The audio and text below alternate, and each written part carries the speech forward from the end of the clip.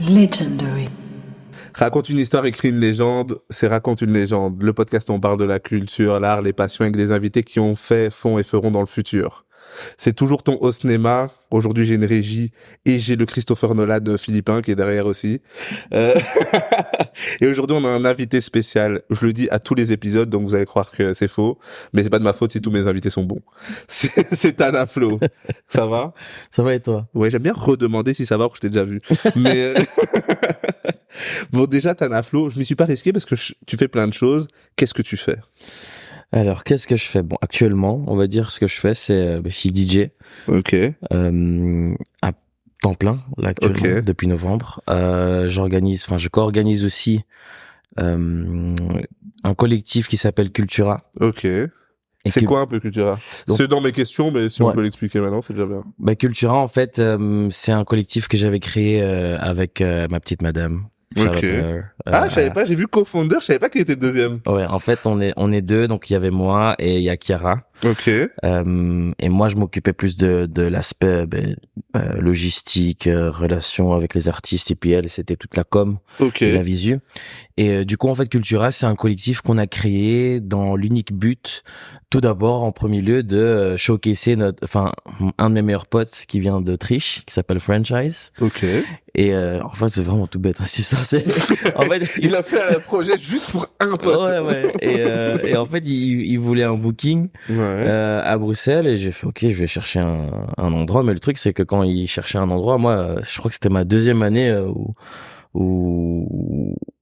de ma carrière, en fait. Donc j'avais pas, on va dire, je mixais pas encore dans des clubs, par exemple. Donc j'ai été dans un bar qui s'appelle le Green Lab. À Le Grand, qui font des cocktails excellents. Et je me suis renseigné, et je vais juste demander est-ce que je peux faire une soirée là avec un pote. Après ils m'ont fait pourquoi tu veux pas créer ta propre soirée, genre ton concept. Et puis on était en train de réfléchir et on se disait pourquoi pas l'appeler Cultura, parce que en fait la musique qu'on fait, c'est très axé sur la découverte, donc tout ce qui est SoundCloud, tout ce qui est edit, c'est pas, on va dire, des sons que tu peux à chaque fois écouter chaque jour les mêmes sons. C'est pas t'appeler les Spotify. Et donc le but de Cultura, en fait, c'est de mettre en avant des artistes, que ce soit des DJ, que ce soit des chanteurs, des créatifs, under the spotlight, comme on dit. Et notre tagline, c'est vraiment to showcase low-key but not so low-key artists. Donc c'est vraiment pour les mettre sur un piédestal, parce que moi je me mettais avant à leur place. J'avais pas souvent cette chance justement d'avoir, on va dire, une plateforme pour pouvoir me montrer, pour pouvoir partager mes idées et mon art. Et donc on a commencé avec notre ami Franchise, ça s'est super bien passé, il a kiffé, les gens ont découvert notre vibe, et c'était vraiment, on a eu de bons retours et les gens en redemandaient. Et donc on a fait une deuxième soirée, et puis une troisième, puis ça a suivi, on est allé chez Madame Moustache. Et ça fait combien de temps que ça existe? Ça fait depuis, très bonne question, ça fait je pense depuis, donc moi j'ai commencé il y a 6 ans. Donc à mixer. Donc ça fait depuis 4-5 ans quand même. Ah oui, quand même. Qu'on a commencé Cultura. Et là, actuellement, donc, on a fait des soirées, même pendant Covid, on a fait des petites soirées, même quand c'était illégal. Pas très légal. On dansait alors que on pouvait pas danser, mais c'est pas grave. C'est chaud. Mais c'était ça la jeu du Covid. Et maintenant, on fait un radio show chez Bruce. Et là, on va commencer notre 3e saison en septembre.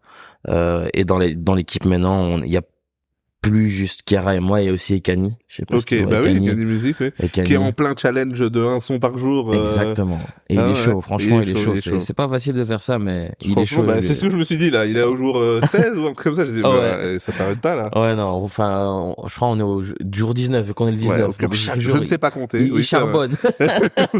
Bon, en tout cas, il y a Ekani et il y a aussi Anne qui nous a rejoint, qui fait aussi partie du collectif de l'Abbey Youth Lab. Donc voilà, une petite chouette équipe qui se construit, qui et en plus, du coup, c'est votre 3e saison, donc ça fait 3 ans? Ouais. Qu'on a commencé chez Bruce. Oui, mais du coup, c'est allé hyper rapidement, parce qu'au bout d'1 an, vous avez déjà... Après, quand même, 1 ou 2 ans, c'est ça. Ouais, non, c'est vraiment cool. Et quoi, ça se passe bien là-bas? Bruce, c'est cool, ça nous donne une bonne plateforme, c'est FM. Donc non, franchement c'est cool et on a eu beaucoup de bons artistes et voilà, ça suit toujours notre lignée qu'on veut vraiment mettre en avant. Low-key but not so low-key artist. Ok. Et maintenant c'est à la radio quoi. Donc et là c'est un peu ici là du coup il y a pas, c'est quand un peu la saison, c'est quand que ça commence? C'est en fait chaque saison commence en septembre et ça se termine en juin.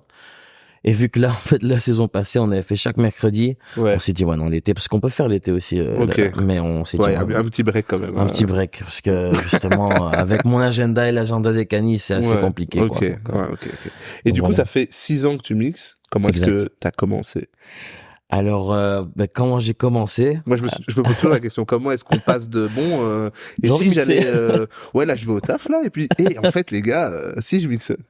Ouais, non, clairement, en fait, c'est tout bête, ça aussi, cette histoire. C'est déjà que moi je suis pas quelqu'un qui aime bien sortir en boîte, mettre des tables et tout ça. Moi je suis quelqu'un qui a toujours aimé la musique par passion. Pourquoi? Déjà je suis né dans une musique, je suis né dans une famille. Je suis né dans le son, les gars, là, carrément. J'ai sorti du ventre de ma mère, je suis né dans la musique, sur le moment. En fait, je suis issu d'une famille de musiciens. Mon père, par exemple, lui, il a sa propre chorale à l'église. Et toute la famille chante, du côté de ma mère, du côté de mon père aussi. Du côté de mon père, j'ai des instrumentalistes. Il y a mon grand-père qui est un de mes grands idoles qui, lui, quand il était aux Philippines, par exemple, il avait son propre groupe avec ses frères et lui faisait la guitare ou presque tous les instruments. Et donc, voilà, j'ai été bercé dans cet univers-là. Et ensuite, je suis arrivé dans une communauté de jeunes catholiques qui s'appelle Youth for Christ. Et en fait, la musique, j'ai tout appris via l'église, si jamais comme ça. Spoiler alert. Est-ce que t'as chanté un peu ou pas? Oui. Donc, en fait. Est-ce qu'on peut trouver quelque chose de toi qui chante? Partout, ouais. Sur YouTube, Facebook, il y a des covers. Donc, je te dis vraiment. J'ai commencé, chez Youth for Christ et avant, j'étais super timide, j'étais pas comme ça. J'étais en mode, j'étais vraiment dans mon coin, en mode, même pendant les réunions de famille, on me disait, The Silent One. J'étais le même. On me disait, Nema, il est timide. Tu sais qu'on me disait, va te prendre un truc à la cuisine. Et j'étais en mode, je dois parler à ma tante, ça me gênait un peu, c'est là. Non, j'attends qu'on me l'amène. J'étais vraiment timide. Et du coup, quand je suis allé dans cette communauté, je voyais des gens chanter, je voyais des gens jouer de la guitare, faire ça, j'étais en mode, ok. Et puis moi je chantais, le seul truc où je chantais c'était dans les karaokés, tu sais. Genre les trucs philippins, parce qu'il faut savoir, aux Philippines, le sport national c'est le karaoké. C'est pas le basket. Ouais, c'est le karaoké. Donc voilà. Et du coup donc j'ai commencé à chanter dans les karaokés, et puis après à l'église aussi, vu que je voyais mes parents chanter via la chorale. Et ensuite, voilà, la passion a évolué en moi, et j'ai appris à faire du piano aussi par moi-même, parce que mon père il avait un piano à la maison et il me voyait, en fait, je voulais apprendre à faire un son, je voulais apprendre à faire So Sick de Neo, juste pour flex. Il était déjà en lover. Voilà. Je voulais juste flex. Et j'étais YouTube et tout. Et puis après mon père il me voit faire ça, il fait, pourquoi tu veux pas apprendre à faire du piano tout court? Et il me donne sa partition d'accords, genre il y avait chaque accord et je t'en chaque genre tac tac tac, et je kiffais. J'ai kiffé. Et d'abord j'ai essayé la guitare par contre, mais ça faisait mal au doigt, donc j'ai abandonné. Et le piano, moi j'ai pas mal au doigt. Et donc voilà, j'ai fait du piano. Et ensuite, après ça, en fait, j'ai été inspiré aussi par mon meilleur pote Franchise, justement d'Autriche, parce que lui aussi, en fait, on s'est connus via cette même communauté. Et encore avec cette communauté, en fait, comment on s'est connus, c'est on avait des compétitions européennes. Et tu te dis, il y avait full de Philippins partout d'Europe où on faisait des compétitions en mode band competition, songwriting competition, même du sport. C'est incroyable. Personne se dit qu'il y a un truc de l'église aussi chaud, en fait. C'est incroyable. Il y a des événements de fou. Ouais. Et il y avait la danse et mon cousin, là, qui est juste derrière la cam, lui aussi, il était à fond dedans. C'était le chorégraphe pour notre pays. Vous le voyez pas, les gars, mais ça se voit, il est un peu en directeur du projet. Et moi, j'étais en charge du band. À chaque fois, c'était la guerre avec tous les autres pays, surtout l'Autriche, parce que eux ils étaient bons, ils étaient bons les bâtards. En danse ils gagnaient chaque année, ils ont fait un 4-pitch, quoi. Et 4-pitch, ils graillaient tout le monde. Et puis en band, ben voilà, donc pourquoi je parle de ça, c'est parce que voilà, on s'est connus comme ça avec Franchise, et puis après lui aussi, en fait, il faisait du piano, j'ai fait des covers avec lui aussi. Ok. Et puis il a commencé aussi à mixer. Ok. Et moi j'étais intrigué par ça parce que moi dans les soirées par exemple, moi j'étais celui qui mettait la musique. On me disait ouais tiens le baf, connecte-toi, mets tes sons et tout, et moi je m'étais ambiancé. Je vais peut-être devenir DJ du coup. C'est toujours ouais. Et puis après le truc c'est que donc je l'ai vu mixer, je fais ok, c'est cool, et puis je suis parti loin, j'étais juste en mode j'aimais bien aller en soirée, à aller dans la communauté. Et donc pour revenir sur ce point où quand j'allais en soirée, ben je remarquais en fait, je suis en mode ouais, moi j'aimerais bien mettre ce son là pendant la soirée, et pas ce son qui met, tu vois. Et je suis en mode moi aussi je veux faire danser les gens, je veux partager ma vibe. C'est vrai qu'on se l'est dit. En plus souvent je sors et je me dis la même chose, je me dis ça fait 3 fois aimer le même son, mais un peu des, et en fait toi c'est vrai que et j'étais vraiment intrigué, j'étais en mode pourquoi pas faire ça. Ouais. Et du coup ben voilà, je me suis lancé dans le DJing. Ok. Et bon, j'ai acheté j'étais en mode, en plus j'étais encore étudiant, je pense, je me suis dit say no more. J'ai vu les prix des je me rappelle, c'était le DDJ SB2 pour ceux qui savent. Ça coûte, moi je sais pas, ça coûte cher ou pas? C'est un contrôleur, c'est tout con, c'est comme ça. Ouais. Portable, c'était dans les 250 €, 280. Ok. C'est quand même quelque chose. Mais je sais pas, j'ai pas réfléchi, je suis en mode vas-y, let's go. Au moins je l'ai devant moi, et chaque jour c'est un tac tac tac tac. Ah ouais, c'est le truc avec les petits pads là. Ouais. Ah ouais, là où je vois Tim Manon qui fait ouais. Okay. Et puis après il y avait justement ma femme Kiara, quand elle était à la maison, j'étais à chaque fois en train de mixer, et puis après je faisais vraiment je découvrais l'art du DJing, et elle était. Mais t'as accroché direct? J'ai accroché direct. Okay. Elle était saoulée de toutes mes quand je faisais des pull-ups. Donc j'ai accroché direct, et c'est comme ça que je suis devenu DJ, tout simplement. Ok, ben franchement c'est donc c'est grâce à ton pote, hein. Grâce à mon pote. C'est un peu grâce à ton pote. C'est pour ça que c'est un de mes meilleurs potes aussi, okay. Parce que c'est une grande source d'inspiration. Et c'est pour ça qu'il gagne 10% de tout ce que tu gagnes. Il ne le sait pas encore, mais mais non, ok. Et comment, allez, moi je me pose la question, quand tu commences à mixer, etc., ouais. Comment tu passes de ok, je commence à faire du bruit chez moi, ma femme elle devient ouf, à j'approche des gens pour faire quelque chose dans des endroits. Comment tu commences à mixer quelque part? Comment je commence à mixer quelque part? Le truc, c'est que, bon, comme j'avais dit au début, j'avais pas autant d'opportunités que maintenant pour pouvoir mixer à tel ou tel endroit. Ok. Moi, ce que j'avais fait, c'est que vu que je connaissais personne, il fallait que j'aille à la rencontre de ces personnes. Ok. Et donc, je suis allé à plusieurs événements. Je me rappelle mon premier événement où j'ai fait mes premiers contacts, c'était à la soirée Apéro Chill. Ok. À l'ancienne. Je sais pas si t'as connu ça. Ouais, non, j'ai connu. Ouais, je crois qu'ils faisaient leur première soirée au Green Lab aussi, puis ils sont allés au Kumiko et tout ça. Et donc, je suis allé à une édition au Kumiko, et c'est là que j'avais vu pour la première fois avec Annie aussi. Ok. Et j'avais rencontré aussi Saf, qui était co-organisateur avec Théodie. Et Théodie aussi, c'est un DJ. Et rien, j'ai juste approché Saf, je lui ai demandé hey, comment ça va, moi je m'appelle Tanaflo, je suis DJ. Si jamais vous recherchez des DJ, j'ai un SoundCloud, j'ai fait une mixtape, quand vous avez le temps, écoutez-le. Et j'ai envoyé, et ils l'ont kiffé. Et next thing you know, la prochaine édition, j'étais booké. Et ça, c'était mon premier booking. Ça, je me rappelle, c'était en juin, il y a 4-5 ans. Du coup, combien de temps entre toi qui commences à faire du bruit chez toi et ta mixtape qui est prête, qui est publiée, t'as pris combien de temps pour faire entre le début et réussir à faire ça? Je me rappelle, en fait, la première fois que j'avais mixé, on va dire dans un noyau fermé. Ouais. C'était un 18 ans d'anniversaire, c'était en décembre de l'année juste avant juin. Ok. Que voilà, je me suis dit ok, let's go do this in public. Okay. Donc je pense que ça m'a quand même pris, on va dire 6 à 8 mois. Ah ouais, mais t'as quand même ouais, j'ai quand même grind dur avant de vraiment montrer qu'est-ce que je vaux. OK. Et j'ai pas juste fait sur un coup de tête, c'est cool de mixer et puis dans 2 mois, OK, vas-y, je vais mixer. Juste pour montrer que je mixais. Non, c'est parce qu'en fait, c'est une vraie passion. comme pour le chant, comme pour le piano et tout ça, quoi. Ok. Et du coup, si tu réécoutes maintenant ta première mixtape, tu trouves quand même que c'est chaud ou pas? Niveau sélection de musique, franchement, je suis assez surpris de moi-même. Ok. Ça s'appelle Soivé sur SoundCloud. Je l'ai écouté. Et et quand je la réécoute, en fait, c'est rare. Ouais. Que je me lasse pas d'un truc, mais quand je la réécoute, je suis en mode, oui, c'est quoi ce son? Oui, même moi, j'ai oublié c'est quoi le son. Il dit, j'ai des hits, là. Ouais, et je suis en mode, ouais, ok. Mais c'est juste, ouais, bon, je sais qu'il y a des moments, par exemple, au niveau technique où j'entends, ah ouais, là, j'aurais pu faire attention à ça. Mais, on va dire, que, franchement, je suis assez content de ces mixtapes, et même s'il y a des erreurs, honnêtement, voilà, il faut des erreurs. Ça fait l'histoire, ouais. Voilà. Si je fais pas ces erreurs, comment est-ce que je vais apprendre ça? T'es pas débutant.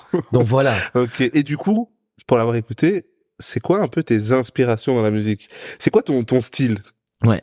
Donc mon style, en fait, il est très, on va dire, éclectique, dans le sens où j'ai pas un style particulier. C'est pas juste le hip-hop, c'est pas juste l'afro, c'est pas juste la baile. En fait, moi, comment je perçois ma musique, c'est global music. Donc c'est vraiment au début, j'ai été fort inspiré par le Future Beats, qui a été prôné et que j'ai découvert via Selection. Donc qui est un collectif de Los Angeles. C'est via ma cousine aussi en fait, qui a organisé la Moonlight. J'ai cru que t'allais dire encore grâce à ma cousine qui était au truc de l'église, elle avait pété les plombs. Non, l'église c'est fini.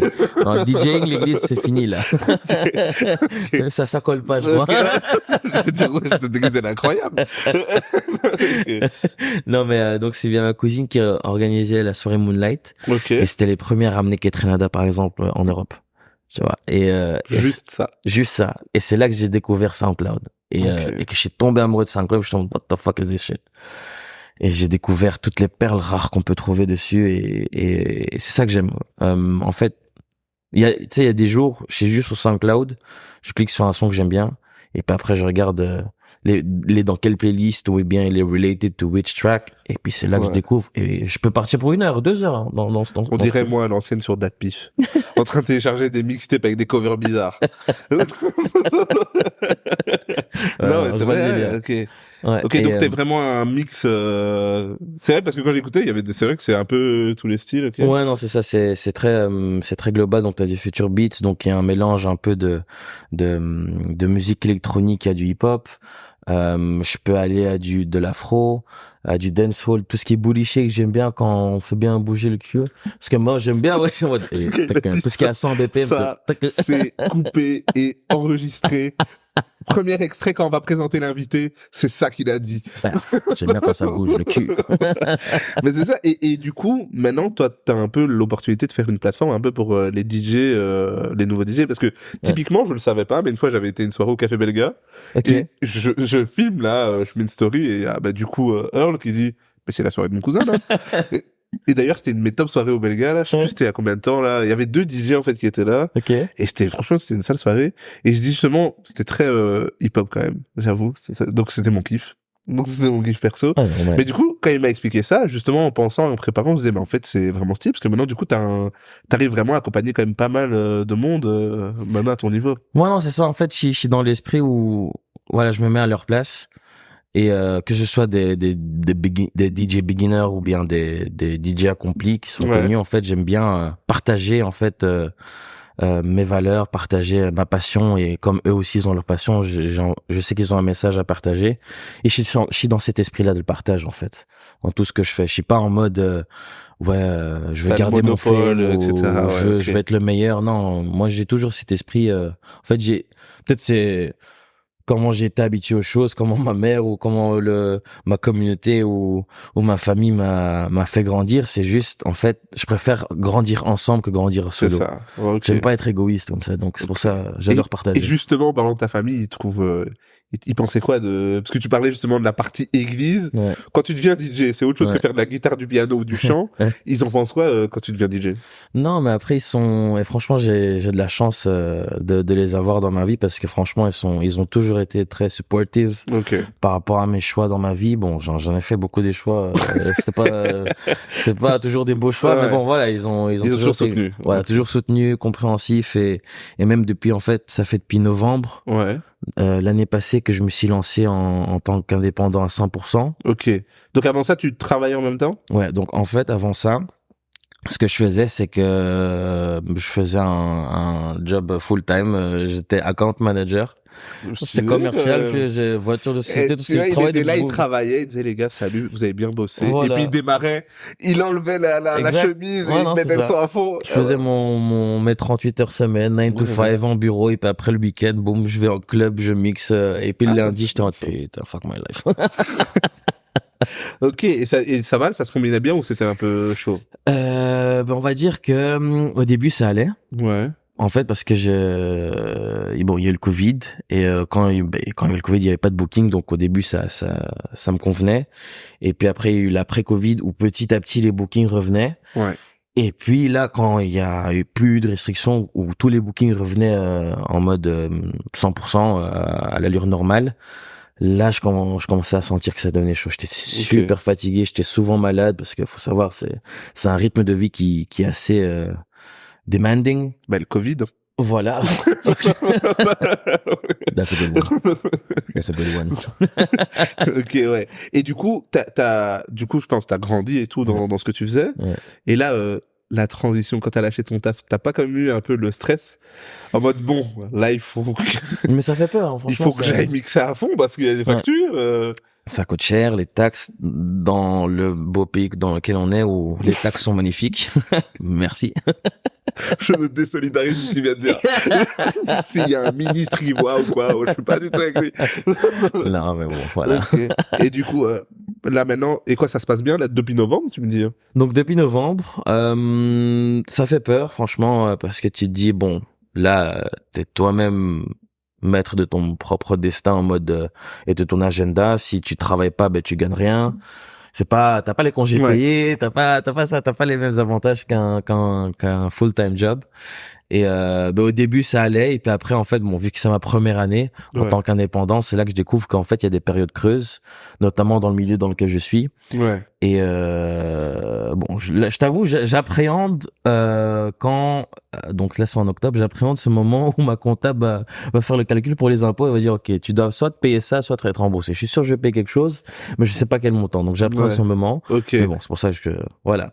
One tip pendant qu'indépendant, et on me l'a toujours dit, toujours garder beaucoup d'argent sur le côté. You never know. Donc voilà. Et en plus, t'as beaucoup d'argent. La famille va voir, ils vont t'appeler. Ok. Et du coup, ta femme qui t'accompagne, elle fait aussi un truc artistique? Alors elle a son job à temps plein. Ok. Mais même si je l'encourage à faire des projets en freelance, elle ose pas trop encore. C'est pas fait pour tout le monde. Hein. C'est pas fait pour tout le monde. C'est vrai qu'il faut vraiment, excusez-moi pour les mots, il faut avoir les couilles pour faire ça vraiment. Ouais. Vraiment, c'est. Franchement, comme j'entends les gens qui le font, je me dis franchement, en plus quand tu me dis account manager, il faut vraiment du courage. Je respecte ceux qui le font, mais il faut vraiment du courage pour le faire parce que. Ouais, non. Comme tu dis, c'est un peu se lancer dans le vide, quoi. Exactement. Tu dis, ça dépend que de toi, du secteur. S'il y a un variant du Covid qui revient, là, t'es en... Exact. Quoi? Je croyais que c'était fini. C'est ça. Il faut vraiment avoir le truc de le faire, donc. Non, mais c'est ça, et c'est pour ça, je me suis dit avant de me lancer, en fait, ça a toujours été dans mes projets de faire ça, enfin de vivre de ma passion. Ok.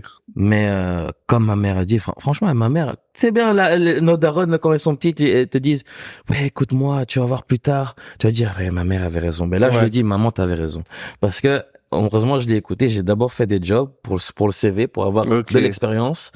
Et puis bon, quand j'avais suffisamment d'expérience, là je me suis dit ok, on va se lancer un peu dans ça, vu que j'ai pas encore de responsabilité, c'est-à-dire j'ai pas encore de gosse. Ouais. Je me suis dit vas-y, j'y vais à 100%. On voit jusqu'à où ça va. Mais je t'avoue que chaque jour, quand même si depuis novembre, je me suis lancé en tant qu'indépendant, il y a des beaux jours. Chaque jour, je me dis, est-ce que je reviendrai pas vers un emploi full-time? Tu te le dis quand même? C'est parce que c'était ma question que j'allais dire, ça va bientôt faire 1 an. Ouais. Est-ce que tu t'es dit, heureusement que j'ai fait, fallait le faire? Ouais. Ou tu te dis, c'est bien, mais c'est un stress ça occupe l'esprit, c'était peut-être plus relâché quand j'avais un travail à côté. Bon, on va dire, il y a ses avantages et ses inconvénients. Okay. L'avantage, c'est que, j'ai plus cette pression d'avoir quelqu'un sur moi en mode tu dois faire ça, tu dois faire des chiffres. Enfin, surtout dans le domaine où je travaillais, on avait des KPIs. J'ai horreur de dire ça, mais on avait des chiffres qu'on devait atteindre, des targets. Et donc il y avait cette pression constante qui venait en moi. Et le truc, c'est que dans ma tête, à chaque fois quand j'étais au bureau, je me disais mais cet argent, ça va même pas dans ma poche, ça va dans la poche de quelqu'un qui est là, qui est là. Et tandis que là, en tant qu'indépendant, je travaille pour ma poche.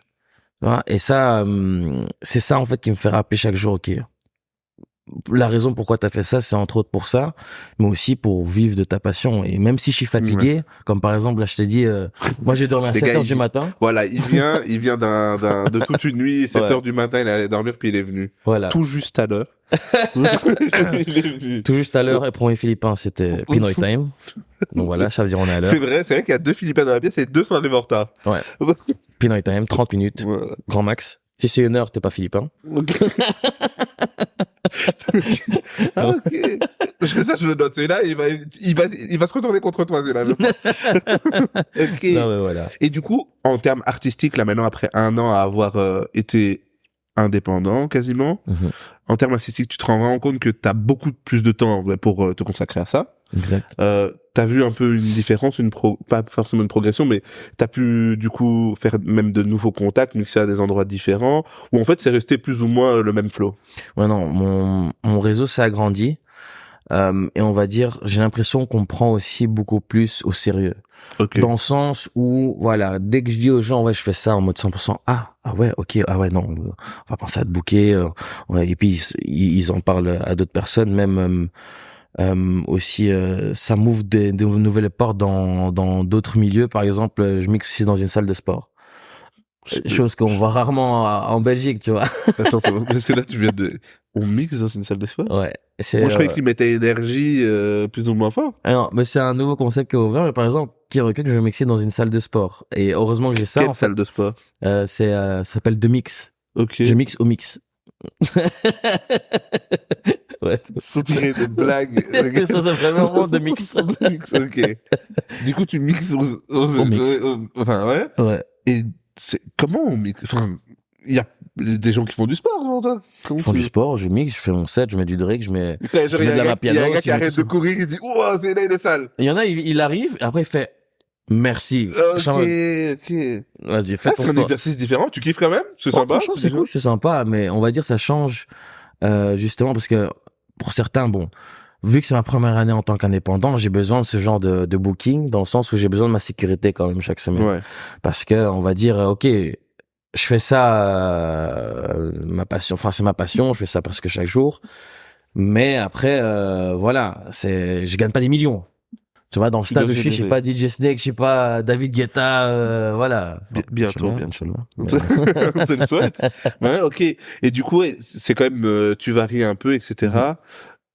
T'as quand même eu, moi par exemple, j'ai vu que t'étais aux Ardentes cette année. C'est pas ta première année? C'était la deuxième fois que je mixais aux Ardentes. T'en as pensé quoi des Ardentes? Tu kiffes? C'est comment? Honnêtement, donc j'avais mixé avant la reprise des Français. Parce qu'en fait, les Français ont racheté les Ardentes. Donc, en fait, ça a changé, je crois, depuis 2-3 ans, un truc du genre. Ok. Et avant, en fait, c'est pour ça qu'en fait, ils ont changé d'endroit aussi. Parce que oui, mais moi j'avais été quand c'était près du point d'eau là. Voilà, c'est ça. Ok. Ouais. Et là, c'était pas encore les Français qui avaient acheté. Et du coup, là, j'avais mixé pour la première fois là et j'ai kiffé la vibe. C'est très authentique, tandis que maintenant, en fait, j'ai trop l'impression que c'est trop mainstream en fait maintenant les Ardentes. Mais en fait, moi j'y vais chaque année depuis même à l'ancien endroit, etc. Moi, j'avoue que je trouve que c'est bien. Quand tu vois le line-up, en fait, t'as l'impression que tu vas réaliser un rêve en voyant tout le monde. Ouais, clair. Mais en termes de flow, comment c'est beaucoup moins bien qu'avant. Avant, il y avait peut-être des gens moins connus, mais il y avait un flow différent, justement. On dirait qu'ils vous donnaient de l'accès. Je me souviens, j'avais vu, comment ça s'appelle l'influence? Cash Me Outside, la meuf, la Bad Baby. Je me dis, qu'est-ce qu'elle fout ici en Belgique? Et ils lui ont laissé une scène. Enfin, je trouvais qu'il y avait un vrai truc t'as l'occasion même de te dire, bon, il y a rien. Je vais aller découvrir quelqu'un. Or que là, il y a tellement banger sur banger, gazo, puis tu cours voir Caris, puis tu cours, que je suis en mode, bon, tu réalises ton kiff parce que tu vas voir tous les artistes que t'aimes bien, mais ça se voit qu'ils donnent pas, enfin, peut-être qu'en bas de la liste, à des petits moments, il y a d'autres artistes, je vois, mais je veux dire, il y a tellement de gros artistes que t'as pas assez l'occasion de découvrir de nouvelles personnes. Ouais. Non, mais après, je trouve l'endroit est cool encore, mais ça a perdu cette authenticité. C'est la deuxième personne qui me fait ça. Sauf que toi, t'as réussi vite. La première personne qui a bugué, ça a duré 3 minutes. Okay, ça va. Merci pour me rassurer. Donc toi, vraiment pas mal, ok. Ouais, c'est un manque d'authenticité. Donc tu préfères avant. Oui, mais après, je pense que voilà, c'est, comme je dis, c'est récemment qu'ils ont racheté, donc je pense qu'ils se construisent encore. Oui, c'est ça. Ils cherchent encore et ça vient pas du jour au lendemain, donc voilà. Et aussi dommage quand ils ont dû annuler le dernier jour pour cet orage invisible, cette tempête invisible. Quelle belle... Ah ouais, là, ça, c'était heureusement qu'on n'y était pas. Parce que franchement, ceux qui ont vécu ça, retirez-vous vite, il va y avoir une tempête. Les pauvres, franchement. Les pauvres. Mais franchement, voilà, ça se construit et je suis sûr que voilà, ils vont trouver leur truc. Mais sinon, c'est par exemple, il y a des stages avant qu'ils n'existaient pas. Et maintenant, par exemple, je parle de la stage Havana Club, où il y avait Trendy qui avait pu faire la line-up. Et tu vois, ça, c'était cool encore. Je crois l'édition passée, il y avait pas ça encore. Donc ça se construit, donc voilà, je pense que j'ai de l'espoir pour ça et j'ai sûr que voilà. Mais c'est vrai que l'édition passée, il y avait pas, je crois. Non. Mais c'est marrant parce qu'il y avait le stand Havana avant. En fait, je crois qu'ils l'ont banni un moment et puis il est revenu. Je sais parce qu'avant il y avait. Ok. Et toi, du coup, t'étais où? Parce que je sais qu'en général, les DJ sont. Dans les. Enfin, je vois des trucs souvent. Il y a le truc Stage Starmac, le truc Jupiler, etc. Moi, j'étais au Jupiler là cette fois-ci. Et c'était bien. Franchement, c'est pas mal et en plus, c'était via Shinderu.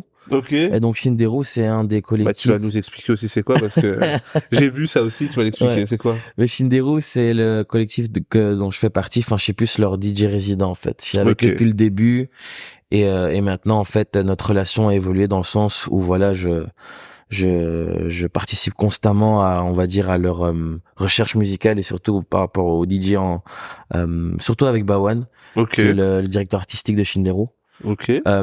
Et en fait, Shinderu, c'est une soirée qui au début prenait pour 50% de musique asiatique et 50% de musique, de hip-hop US en fait. Enfin, c'est surtout K-hip-hop et US hip-hop. C'est pas de la K-pop, attention, parce qu'il y en a beaucoup qui confondaient que c'est K-pop, mais c'est pas K-pop. J'avoue que j'ai fait partie des gens qui au début croyaient quand j'ai entendu, après on m'a expliqué. On pensait que c'était des BTS, mais c'est pas BTS. Et du coup, maintenant c'est plus pareil. En fait, ça a évolué, c'est devenu aussi un peu du global music. Il y a toujours un peu de Asian music. Ouais, c'est un peu plus. Je crois que c'est un peu plus accessible pour tout le monde. C'est plus accessible en fait. Et le truc, c'est pourquoi ça a évolué. On voyait en fait par rapport au public qui était là, par rapport au feedback, pourquoi on mettait pas un peu d'afro, pourquoi on mettait pas un peu de chata, voilà, on fait plaisir. tiens pour toi. Et voilà, et ça fonctionne. Donc là, c'est vraiment plus world music, toujours axé sur le fait que voilà, il y a la DA, ça reste un truc, qui vient d'Asie, donc, tout ce qui est japonais, tout ce qui est coréen, aussi philippin. Mais c'est vraiment cool. Je sais pas si t'as déjà été à une Shinderu. J'ai été une fois. Et une fois, j'ai pas été, mais Earl m'avait proposé, le directeur, là, derrière, son manager. Non, j'ai pas été et j'aimerais bien retourner. Parce que, apparemment, c'est quand même bien. Franchement, c'est cool, mais justement, j'avais aussi une... J'attendais de connaître le DJ pour... Non, franchement, c'est cool, c'est un concept dont un de mes concepts préférés où j'aime bien mixer. Parce que justement, je suis libre de faire ce que je veux. J'ai pas une DA spécifique à respecter. Tu t'amuses toujours autant, même quand ça a changé, ou tu t'amusais peut-être un peu plus quand c'était divisé? C'est toujours... Ouais, je m'amuse toujours autant. Pourquoi aussi? Parce que le public, il est chaud. Il est chaud du début c'est quand même j'avoue que de toute façon tous les trucs Asie on va dire il y a un peu une mode là, tu vois, depuis quelques années. Donc là c'est vrai qu'il y a les gens, ils sont prêts là. C'est ça, merci Netflix. Là ils sont habillés en personnages de Demon Slayer, ils vont en boîte de nuit. J'ai jamais vu ça. Mais là c'est bien, franchement ça a l'air d'être un événement, ça fonctionne bien, etc. Et du coup même de votre côté, donc toi qui participes avec ça fonctionne globalement bien. C'est un truc ça fonctionne très très bien. Et là, ils vont aussi recommencer leur saison en septembre. Là, ils sont à Paris et aussi à Bruxelles. Et ça m'étonnerait pas qu'on sera aussi ailleurs, donc ouais. Ah non, c'est cool. Et du coup, via eux, t'as mixé au Stand Jupiter? Donc ouais, via eux, aux Ardentes, en fait, ils recherchaient des collectifs à mettre en avant. Okay. Comme il y avait Shinderu, le jour d'après je pense il y avait le Jeune Club. Ouais. Donc c'est cool, c'est une bonne initiative, je trouve. Donc, ouais. Et du coup moi j'aimerais une question qui m'intrigue. C'est là t'es quand même tu mixes dans des salles de sport, je savais même pas qu'on mixait là-bas. Tu donnes des plateformes à d'autres DJ, tu mixes en club, t'enchaînes, tu viens en retard parce que tu mixes que 7h du mat. C'est quoi un peu la suite pour toi? Parce que c'est comme, je trouve quand même que niveau CV, pour quelqu'un qui lance sa première année indépendant, même si tu le faisais déjà avant, et je suppose que ça a aidé à ce que tu le fasses, mais t'es quand même bien rempli. Et donc, c'est quoi un peu pour toi le but là maintenant? Alors, le next phase, en fait, c'est comment dire, j'ai envie de dire, de release, tout simplement, je savais pas le dire en français, mais de release. Le gars, il est carré encore. Hein. Ouais, je suis trop carré. C'est les gens qui disent I just want to release, you know what I'm saying? Non, en fait, c'est de release, donc, ma propre musique. Tout d'abord, en commençant par des edits, justement par mes propres edits, que je vais bientôt sortir là. They're hot in the oven, là, they're baking. Et voilà. Donc c'est prêt, tu sais un peu, genre ça arrive bientôt là? Oui, on gratte des exclus les gars. Exactement, franchement. Et en plus le truc c'est que je les tease déjà un peu pendant que je mixe. Donc ça pour commence, tester justement comment est-ce que le public réagit, et c'est cool de voir leurs réactions parce qu'ils sont assez réceptifs. Donc je suis en mode donc ça marche. Et l'exercice, t'as trouvé ça comment? Parce que c'est autre chose que de balancer. C'est vraiment comment ça s'est passé pour toi? Justement, ça fait beaucoup travailler mon esprit créatif dans le sens où comment est-ce que je vais flip ce son alors que peut-être qu'il était déjà très très bien, mais comment est-ce que je peux le faire à ma sauce? Et franchement, c'est une belle recherche, c'est pas facile. Honnêtement, c'est bien beau de voir tous les artistes performer, faire ces musiques comme ça, ou les producteurs, mais c'est pas facile. Et c'est des longues nuits de travail, mais voilà. Après, je pense si t'es vraiment passionné, voilà, tu vois même pas les heures filer. Et ouais, enfin c'est comme je dis, c'est une bonne fatigue, et donc ça c'est le next step pour moi, c'est vraiment de release ma propre musique, et dans le futur prochain c'est de release des original music, donc pas des edits mais vraiment ma propre musique à moi. Et tu penses que ce sera toujours vu ton univers global music, ou tu vas prendre une tendance à un moment donné, peut-être plus qu'une autre? Je trouve que je suis toujours en train de chercher mon identité, enfin pas mon identité mais plus ma touche personnelle. Par exemple, ce dont j'admire, par exemple, Ketrenada, si tu connais pas le son, tu sais que c'est Ketrenada qui a parfumé, parce que tu vois, lui il a sa touche à lui. Et moi j'essaie de trouver cette touche où, voilà, si t'entends un edit ou si t'entends un son, c'est un Aflo qui a fait ça. Tu vois, mais ça je l'ai toujours pas trouvé. Mais bon, je pense pas le trouver demain, mais ça prend du temps. C'est un travail, Mais après, Ketrenada, il fait ça depuis combien de temps, tu vois? 6 ans. 6 ans. Ou bien c'est comme Timbaland aussi, comme tous les grands producteurs. Ça prend du temps, mais voilà. Bah, typiquement, tu me donnes la rampe. C'est quoi un peu tes trucs que tu consommais? Parce que voilà, tu viens d'une famille de musiciens, etc. Il y a beaucoup de sons. Mais c'est quoi un peu les trucs qui, toi, en grandissant, t'ont forgé dans la musique, où tu te dis, ça, j'ai tué ça quand j'étais jeune? Moi, c'est beaucoup le R&B et la soul. Moi, j'ai bercé dans ça. Surtout aussi, en fait, pas juste ça, en fait. Il y a beaucoup, même mes parents, des fois, ils écoutaient du Shania Twain. Rien à voir. De R&B à Shania Twain. Sinon, il y avait aussi les Backstreet Boys. J'ai pas honte à dire, moi, je suis un 90s boy. You know. C'est un banger. Yeah, banger. Backstreet Boys, c'est la base. Il y a le directeur artistique derrière qui valide, voilà, donc on est Backstreet Boys. NSYNC, attention. Et en R&B, t'écoutais quoi? Alors R&B, il y avait beaucoup d'Alicia Keys. Parce qu'on sait que t'as commencé avec Saucic de Neo, il y avait Neo, Mario, toutes les chansons de Lover, en fait. Toi, t'es grave un truc de Lover, sans ces trucs de Lover, il aurait jamais fait de musique. Il serait encore un compte manager. Il aurait jamais commencé. Non, c'est bien, ok. Ok. Donc R&B. Ouais, en fait, c'est ça. Donc c'est vrai que t'as eu tellement d'influence qu'au final, t'aurais pas pu faire autre chose que Global Music, parce que t'as été tellement influencé par tout ça. Ouais, c'est ça. Et puis après, en fait, je suis quelqu'un qui est pas vraiment fermé par rapport aux différentes musiques. Par exemple, avant, j'étais dans une école où, on va dire, c'était une école où on portait l'uniforme, tu vois. Ok. Donc, chemise bleu ciel avec pull bleu marine. Et dans cette école, la musique qu'ils écoutaient dans les soirées quand j'étais invité, c'était techno, drum and bass et tout ça. Il y avait des sons que j'aimais pas, mais il y avait des sons, voilà, je t'en dis, ah ok, ça a l'air pas mal. Et c'est comme ça aussi que la house, j'arrive à apprécier encore aussi. Ah, la house, je trouve ça énervé. Hein. Ouais, c'est... En plus, il y a tellement de variantes de house. Il y a deep house, tech house. Voilà. Donc non, mais après, voilà, je suis quelqu'un de très ouvert, donc je pense que c'est ça qui me permet d'être assez